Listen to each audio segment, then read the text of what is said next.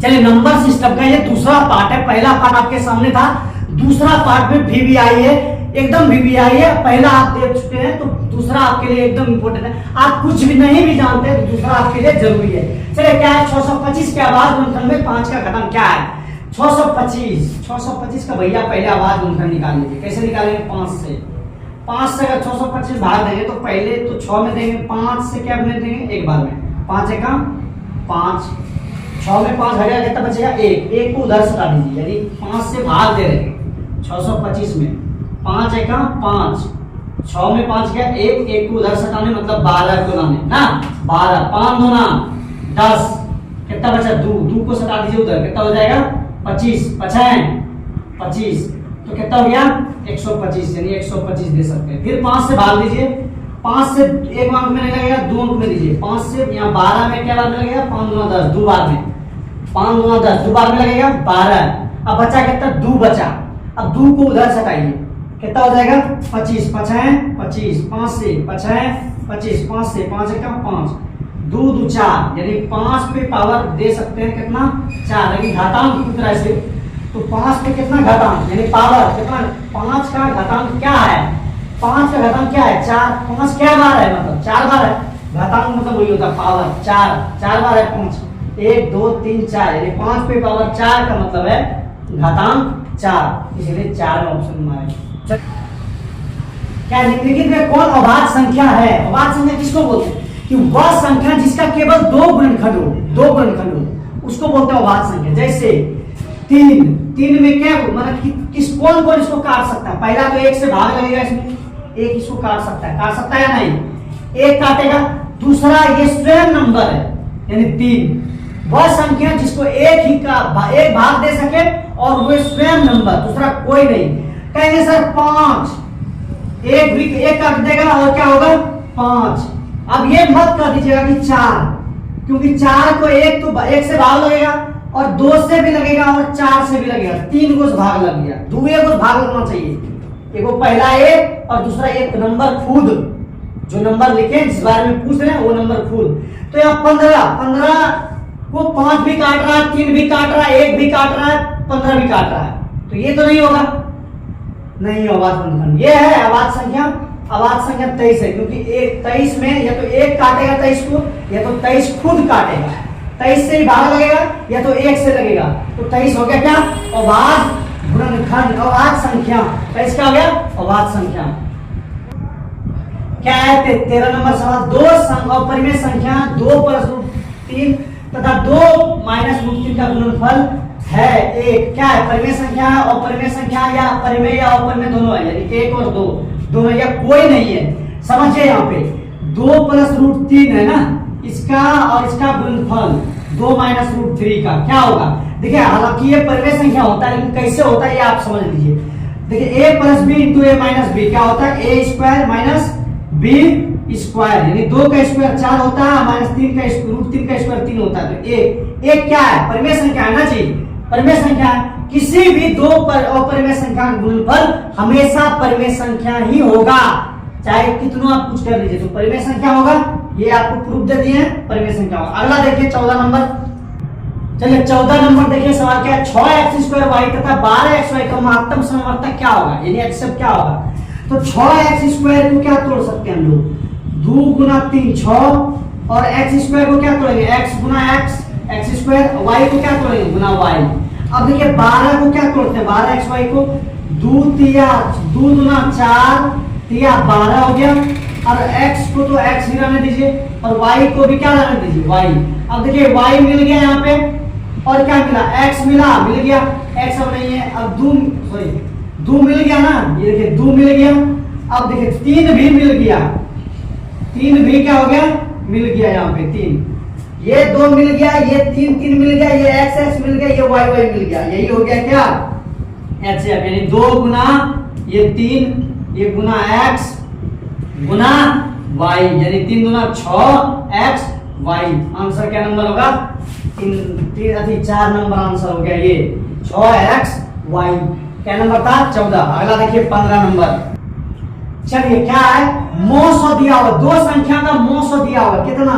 HCF दिया हुआ है 15, लिख दीजिए पहले। क्या दिया, लॉस और कितना दिया, एलसीएम दे दीजिए, कितना है 105। बोला यदि उनमें से एक संख्या, यानी एक संख्या, पहली संख्या दे दीजिए कि पहली संख्या जो है कितना दिया है 5, तो दूसरी संख्या क्या होगी। पहले बात को समझिए, पहले बता चुके हैं सवाल क्या है कि दो संख्या का गुणनफल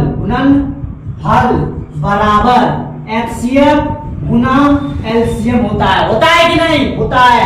दो संख्या का गुणनफल बराबर एलसीएम गुना एचसीएफ। दो संख्या में पहली संख्या दिया है कितना, यानी पहली संख्या कितना दिया है 5 गुना दूसरी संख्या, क्योंकि दूसरी संख्या हमको निकालना है, बराबर एचसीएफ कितना दिया हुआ है, एचसीएफ 15, एलसीएम 105। तो दूसरी संख्या बराबर क्या हो जाएगा, दूसरी संख्या बराबर हो जाएगा 15 गुना 105। ये 5 कहां पे है, गुना में है, ऊपर जाएगा, कहां जाएगा, बटे में। 5 दिया 15 तीन बार में, यानी 105 गुना 3 कितना हो गया, 5 दिया 15 3 315। दूसरी संख्या क्या हो गया 315। ऑप्शन नहीं दिए थे, ऑप्शन दे देते हैं, लोकल ये हो गया क्या 315 आया। दूसरी संख्या क्या हो गया 315, पहली संख्या 5 तो दूसरी संख्या 315, ये हो गया आंसर। अगला देखते हैं 17 नंबर, 65 और 117 का निकालना है। किसका 65 और, जैसे मान लिया जाए, फिर से यदि 65 और 117 का एचसीएफ 65m माइनस 117 के रूप में है तो m का मान ज्ञात कीजिए। अगर मान लिया जाए 65 का और 117 का, पहले आप एचसीएफ निकाल दीजिए, क्या होगा एचसीएफ 65 और 117 का।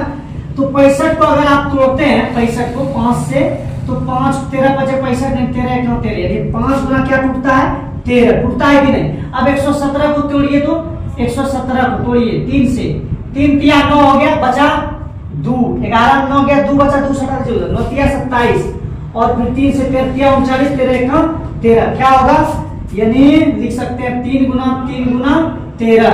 जो मिल जाए वही होता है एचसीएफ, जो मिल जाए वही होता है एचसीएफ। क्या मिल गया 13, ये क्या हो गया एचसीएफ। मतलब हम कह सकते हैं 65m माइनस 117 बराबर 13, क्योंकि ये भी एचसीएफ है और ये भी एचसीएफ है। m के जगह कुछ और दे दिया है, ये एचसीएफ है और ये एचसीएफ का निकला है 13। तो देखिए 65m, अगर मान लो एक मिनट देख लो यहाँ पे, 65m बराबर 13 है, यहाँ पे लिख दो 13, ये माइनस 117 को ऊपर पार कर देंगे तो क्या हो जाएगा प्लस 117, यानी 65m बराबर क्या हो जाएगा, क्या होगा 20 10 30 130, 65 दुना 130, यानी m का मान कितना निकला 2, m का मान कितना निकला 2 नंबर। 17 नंबर हो चुका है। 18 नंबर देखते हैं, चलिए अब 18 नंबर देखते हैं। 2 10 और 20 के लॉस और मोसो का अनुपात क्या कीजिए, यानी 2 10 और 20 का ना एलसीएम निकालने के लिए 2 गुना 1 करेंगे 10, 2 हो जाएगा, 2 गुना 5 10 हो गया, और 2 गुना 4 पंचे 20 हो गया। अब देखिए एचसीएफ क्या हो गया, ये हो गया एचसीएफ, जो तीनों में मिल जाए वो एचसीएफ हो जाए, तीनों में 2 मिल गया 2 हो गया एचसीएफ। एलसीएम क्या होगा, यानी 2 गुना, ये जो एचसीएफ आया है तीनों में मिला था, ये 2 गुना कर दिए।